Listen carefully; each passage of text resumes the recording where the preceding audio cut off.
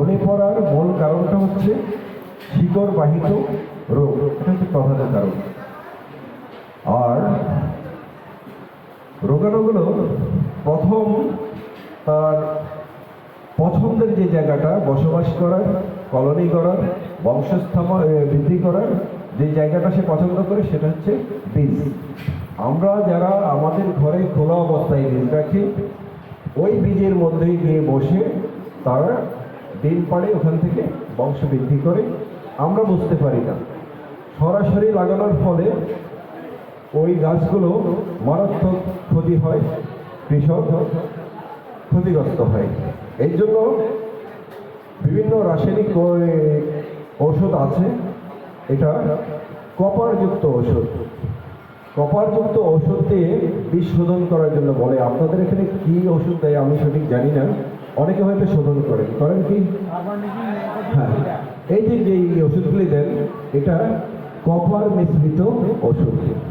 আমাদেরকে জানতে হবে যে ব্যাকটেরিয়া এবং ফাঙ্গাসগুলো আছে, এর মধ্যে কিছু আছে উপকারী, কিছু অপকারী। আমরা বাজার থেকে যে বীজগুলো কিনি, এগুলোর গায়ে লেখা থাকে জার্মিনেশন রেট 55 to 60 বা 65 এমন লেখা থাকে, তাই না? অর্থাৎ আপনি 100টা বীজ লাগালে এটা জার্মিনেশন হবে 55 থেকে 60টা, তাই তো? কেন?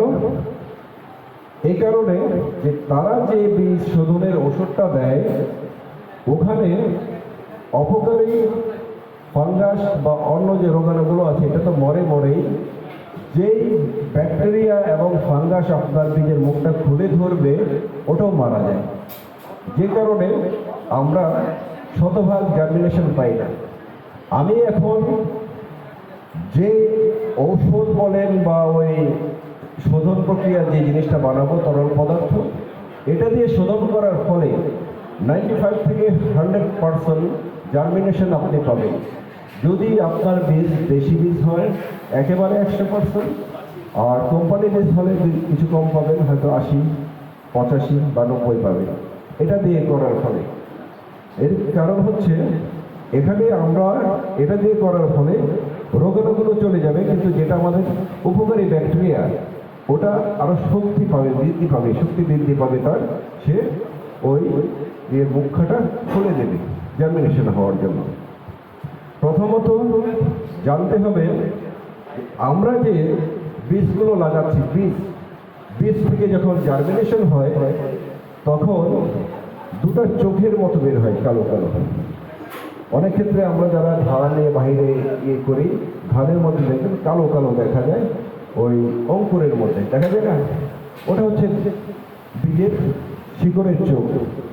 সে প্রথম মাটির নিচে শিকড়টা বের হওয়ার সাথে সাথে ওই চোখ দিয়ে দেখে যে এই মাটির মধ্যে তার কি কি খাবার আছে।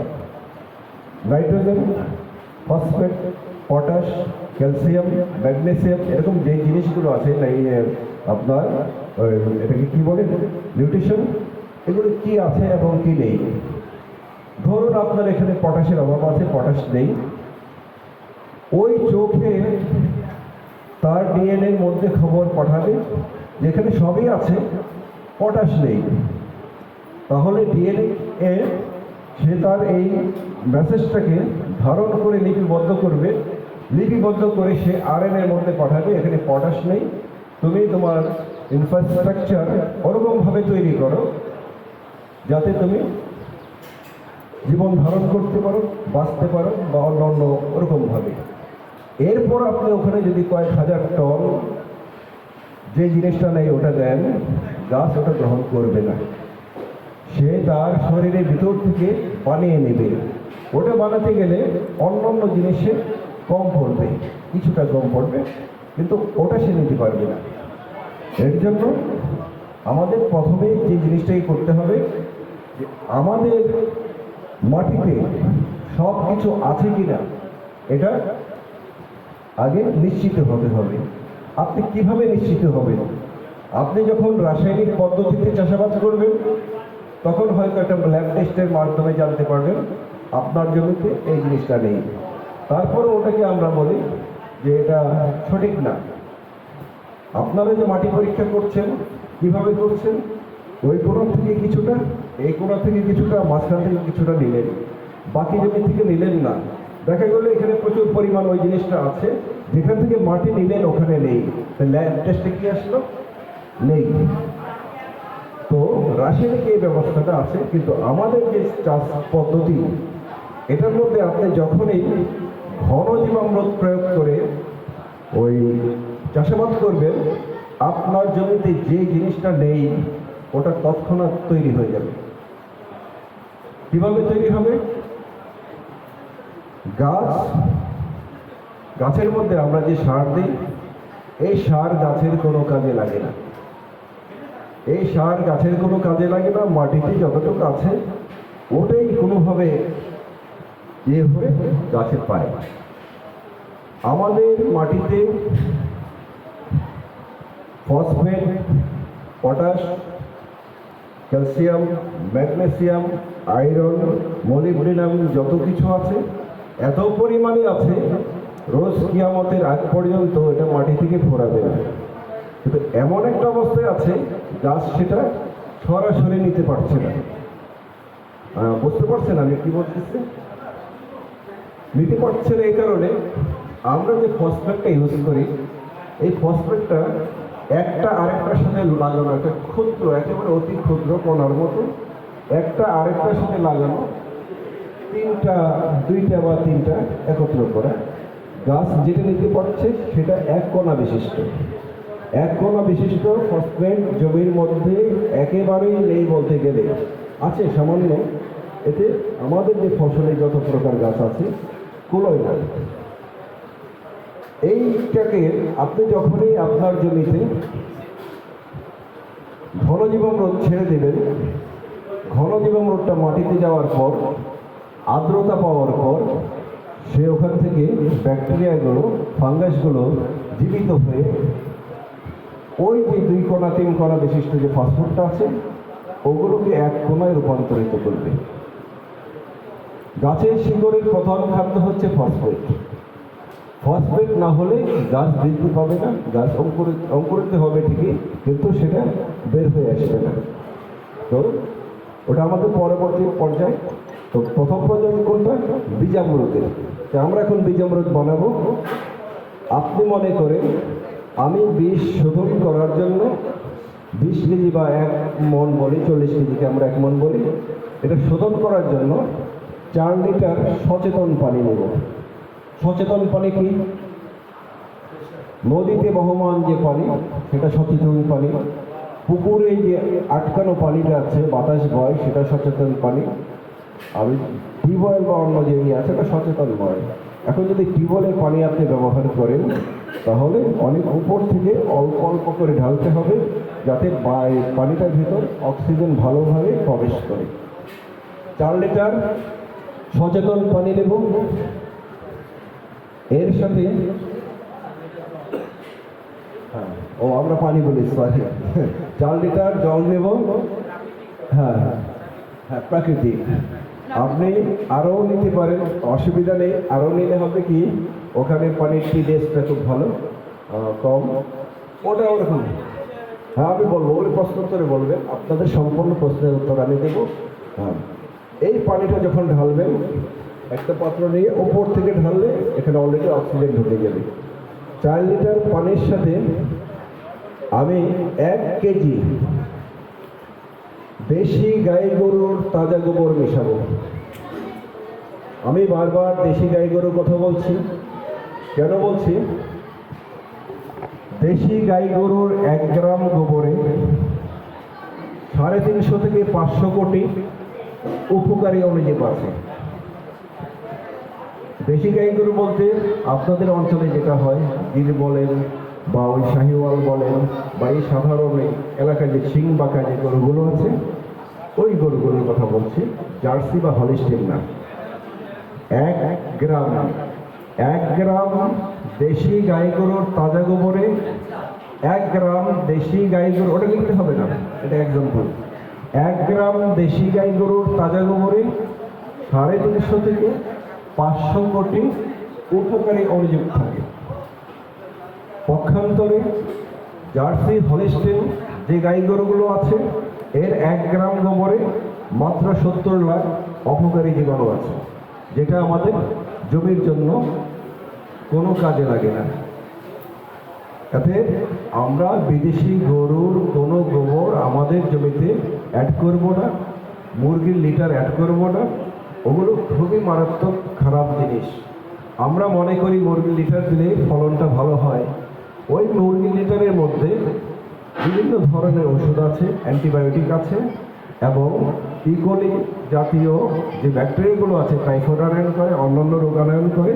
ওগুলো শিকড়ের মাধ্যমে গাছে যায়, গাছের থেকে ডালে যায়, ডালের থেকে ফলে যায়, ফুলের থেকে ফলে যায়, পরবর্তীতে আমাদের খাদ্যের মধ্যে আসে। এটা আমাদের জন্য ক্ষতিকর। কাজেই যেটা দিয়ে আমাদের স্বাস্থ্য ভালো হবে না সেটা আমরা করব না। আমরা এমনভাবে একটা পদ্ধতি করব যাতে আমরা একবার ইউজ করার পর সেটা পরবর্তীতে আমার ভালো কিছু বয়ে আনে। আমাদের এই পদ্ধতিতে যখনই আপনি চাষাবাদ করবেন, যত বছর পার হবে তত আপনার উৎপাদন বাড়বে, মাটির উর্বরতা বাড়বে।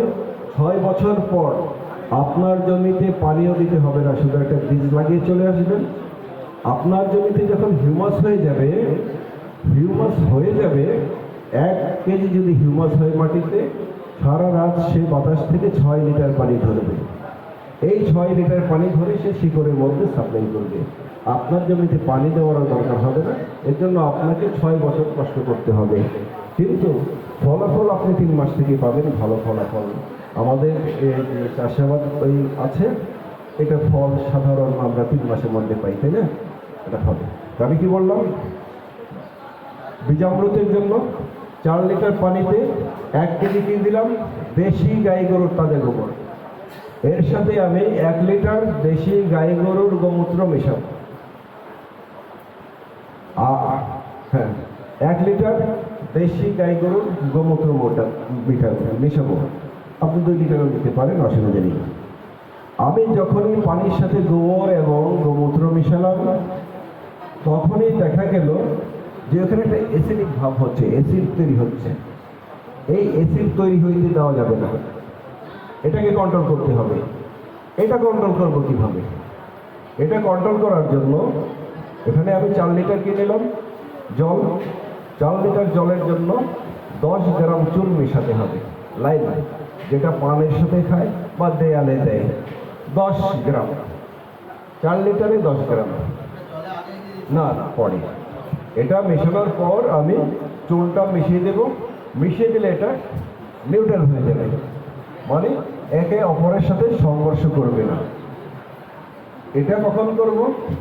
আমি যেদিন বীজ শোধন করব বা চারা উঠিয়ে অন্যত্র লাগাবো, এর আগের দিন। আমি কালকে বীজ শোধন করব বা কালকে চারা লাগাবো, আজকে বিকেলে আমাকে এই কাজটা করতে হবে। তো আপনার এটা বানানো হয়ে গেল, হয়ে যাওয়ার পরে কিন্তু হয়নি, আরেকটা জিনিস বাকি আছে। আমি কি করলাম, 4 লিটার পানিতে 1 লিটার গোমূত্র, 1 কেজি গোবর মিশ্রণ করে চুন মিশ্রণ করলাম।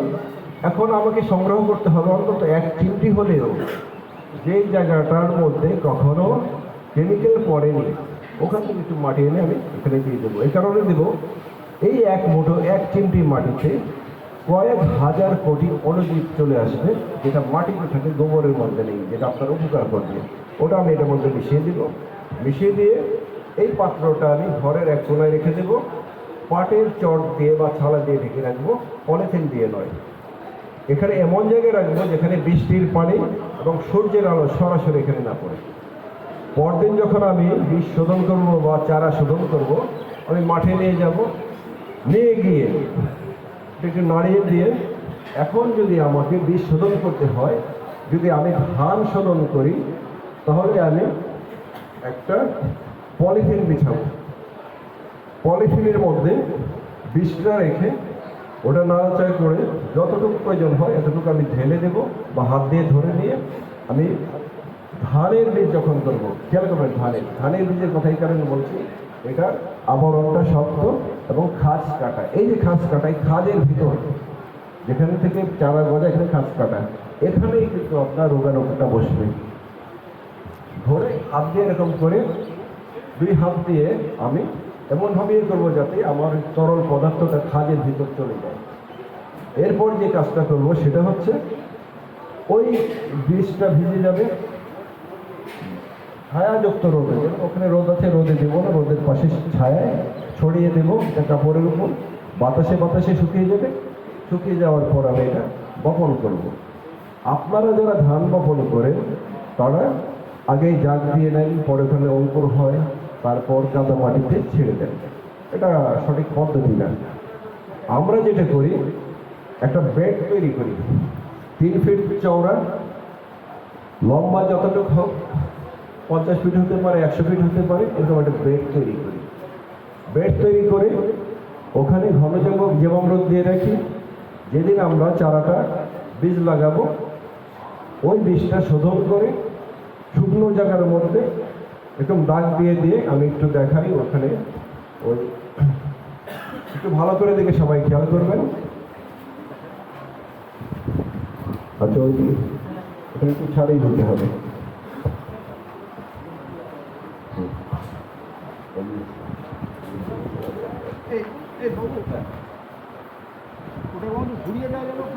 এই যে সবাই একটু খেয়াল করবেন, আমরা এরকম ভাবে একটা বেড তৈরি করি। এটা মনে করেন পাশে আছে 3 ফিট, দেখা যায় পাশে আছে 3 ফিট, লম্বায় 10 ফিট হতে পারে, 20 ফিট হতে পারে, 50 ফিট হতে পারে, আপত্তি নেই। এখানে আমি একটা দাগ দেব গজাল, আমরা কিন্তু গজাল বলি, বড় তার কাটা যেটা টিনের মধ্যে মারে, কাঠের টুকরা দিয়ে ধরে গজালটা দিয়ে টান দিই, মাটি এতটুকু গর্ত হয়ে দুদিক চলে যায়, ওখানে আমি বীজটা লাগিয়ে দিয়ে আমি ঢেকে দিই। একেবারে শুকনো বীজ, ভিজি নেই। এর 3 আঙ্গুল 4 আঙ্গুল ধরে আমি 4 আঙ্গুল ধরে আরেকটা আমি গাছ দিয়ে এটাই দেব। এরকম ভাবে 4 আঙ্গুল ধরে আমি একটা কাঠের পাত্র রেখে লোহার একটা এদের টান দেবে, মাটিটা দুদিন ভাগে চলে যাবে। এখানে আমি বীজটা দিয়ে ঢেকে দেবো। তারপর এটা মালচিং করে দেবো, আচ্ছাদন করে দেবো, খড় মুঠো দিয়ে আচ্ছাদন করে দিয়ে সামান্য পানি দেবো। এই পানিটা খড় ভেজে যাওয়ার পর মাটিতে সামান্য পাওয়ার পর এভাবে 2 দিন থাকবে। পরদিন সকালে আবার কিছু পানি দেবো, বিকেলে আবার পানি দেবো। 3য় দিন দেখবেন ওখানে আপনার সুন্দরভাবে ধানের চারা উঠে গেছে। চারাগুলো দেখতে একেবারে সবুজ, তার স্বাস্থ্য অনেক ভালো। যে পুরো এক ব্যক্তি বলতেছিলেন যে আমার এই চারা বড় হয় না, পরে এই ওষুধ দেওয়ার পর বড় হয়েছে। আসলে তা না, এই চারাটা হবে যেই আপনার এখানে ইরি ধান যেটা আপনার 6 ইঞ্চি হয়, এই চারাটা অলরেডি 9 ইঞ্চি থেকে 1 ফিট লম্বা হয়ে যাবে এবং প্রত্যেকটা চারা সুস্থ সবল থাকবে। ওই চারা যখনই আপনি আপনার ধান খেতে লাগাবেন তখন অটোমেটিকলি বাড়বে। মা সুস্থ থাকবে, বাচ্চা সবল হবেই। তো চারাটাকে সুস্থ করতে হবে, এর জন্য আমরা ওরকমভাবে করি। আপনারা ট্রাই করবেন, একেবারে সম্পূর্ণ দায়ী করে আপনার সম্পাদ দিয়ে এটা করার দরকার নেই, অল্প জমির জন্য করবেন। যদি দেখেন যে হ্যাঁ এটা ভালো, আপনারা করবেন। তো বীজামৃতের বিষয়টা কি বুঝছেন? আপনারা কোনো প্রশ্ন আছে? জি বলেন, দাঁড়িয়ে বলেন। 20 বিঘা না 20,000 বিঘা করতে পারবেন, কিন্তু এটা করতে গেলে আপনাকে আগে প্র্যাকটিস করতে হবে সামান্য জমি দিয়ে। আমি যেটা বললাম সেটা আপনি বুঝতে আরেকটা মতো বুঝতে পারেন। এই জন্য আপনি সামান্য দিয়ে করবেন এবছর, পরের বছর আপনি বৃদ্ধি করে দেন যাতে আপনাদের লস না হয়।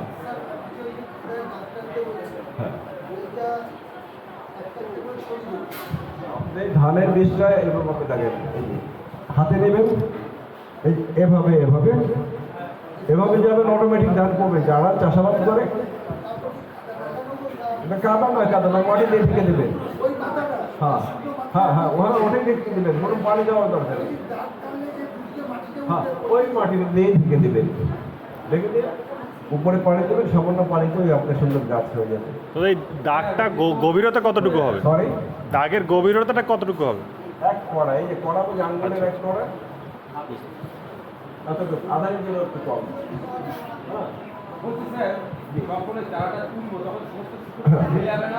এখন যখন চারা তুলবেন আপনি ধান লাগানোর পর আমরা 22 দিন, 25 দিন, 27 দিন বা 30 দিনের মধ্যে চারা ট্রান্সপ্লান্টের জন্য আমরা তুলি, তাই না?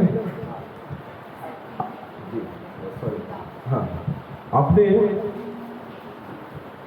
যখনই আপনি ধান লাগালেন, লাগানোর 1 সপ্তাহ পর ধান লাগানোর ওখানে বলা আছে কতটুকু পানির সাথে কতটুকু জীবাণু মিশিয়ে আপনি স্প্রে করবেন। যেদিন আপনি ধান তুলবেন তার 7 দিন বা 5 দিন আগে পচা মাঠা মিশ্রণ, পচা মাঠা, মাঠা বোঝেন, ঘোল, পচা মাঠা বা মিশ্রণের ঘোল ওটার উপর স্প্রে করে দেবেন। এই কারণে স্প্রে করবেন, মাটিকে আমরা কি বলি? মা, তাই না? মাটি হচ্ছে মা, চারা হচ্ছে সন্তান।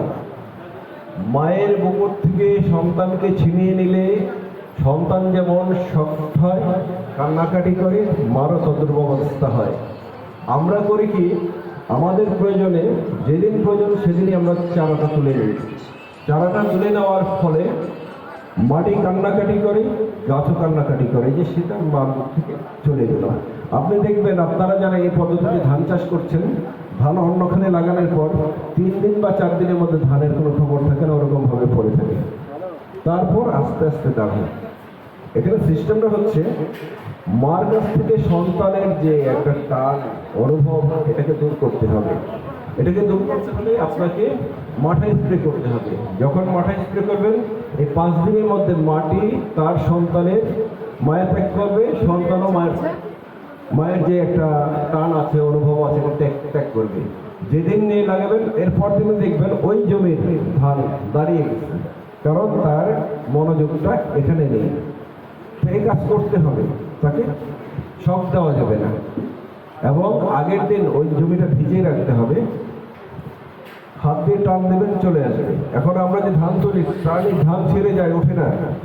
এই পদ্ধতিতে যখন করবেন, পানি দিয়ে করবেন, হাত দিয়ে টান দেবেন, উঠে যাবে। এত সফট হবে মাটি।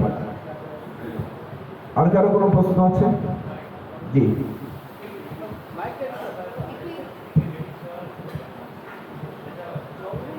এটা এই মাইকে বলো। বীজতলাতে আপনার ওষুধটা স্প্রে করতে হবে, এটা আমি ঠিকঠাক বুঝলাম না। বীজতলাতে কোনো ওষুধ স্প্রে করতে হবে না। বীজতলা করবেন আপনি ঘন জীবামৃত দিয়ে। হ্যাঁ, ওটা পরবর্তীতে আসবে। শিখাবো সব শিখবেন। আপনার মাইকে বলেন। মাঠাটা কতটা পরিমাণ স্প্রে করতে হবে? ওটা এখানে লেখা আছে, ধান চাষের মধ্যে লেখা আছে। আর কারো কোনো প্রশ্ন? সরি, ওটা প্রশ্নোত্তর করবে, ওটা একটা প্রশ্নোত্তর পর্ব থাকবে তখন। আপনি এটা মনে করেন আমি 20 কেজির জন্য দিলাম, আপনি প্রথমবার শোধন করে দেখবেন কতটুকু হয়, পরবর্তীতে ওই অনুপাতে আপনি বাড়াবেন করবেন, কারণ এটা বানাতে আপনার 100 টাকা খরচা পড়বে না, তাই না? কিন্তু এই ওষুধটা যখনই আপনি কিনে আনবেন, আপনাকে অন্তত 300 টাকা লাগবে, গাড়ি ভাড়া লাগবে, ওই সময়টা ব্যয় করতে হবে। আর এটা সম্পূর্ণ প্রাকৃতিক, আপনার ঘরে আছে। আমি যেখানে আসছি, আমি কিন্তু কোনো কিছু বিক্রি করার জন্য আসিনি, আমার কোনো কোম্পানি নেই। অনেক কোম্পানিরা আছে, তারা আপনাকে অনেক কিছু শেখাবে, পরে বলবে যে আমার এই বইটা নেই, এটা নিলে আপনার ফসল ভালো হবে। আমরা ওটার জন্য আসিনি, আমরা আসছি এই বেড়িগ্রামের কৃষকের টাকা শহরে যাবে না, শহরের টাকা বেড়িগ্রামের কৃষকের পকেটে আসবে। অর্থাৎ তারা তাদের বীজ নিজেরা সংরক্ষণ করবে, তাদের গাছ তাদের সম্পূর্ণ নিজেরা তৈরি করে বাহিরে বিক্রি করবে, তারা নিজেরা স্বাবলম্বী হবে। এই জি, এই যে বীজ অমৃত যেটা কি করতে বললেন, 4 লিটার জল, 1 লিটার গোবর, 1 লিটার গোবর এবং 10 গ্রাম চুন, এটা কতটা পরিমাণ? আপনি 40 কিলো বলছেন, এটা কি 40 কিলো? 20 থেকে 40 কিলো বীজের মধ্যে ওটা হয়ে যাবে। এখন প্রথমবার আপনি প্র্যাকটিস করেন, যদি বেশি কম লাগে তো ওই অনুপাতে বাড়াবেন কমাবেন। যদি আপনার বেশি কম লাগে, এই অনুপাত থেকে বাড়াবেন কমাবেন, অনুপাত বুঝছেন তো? এখন যদি আপনার 10 গুণ লাগে, 10 গুণ বাড়িয়ে দেবেন।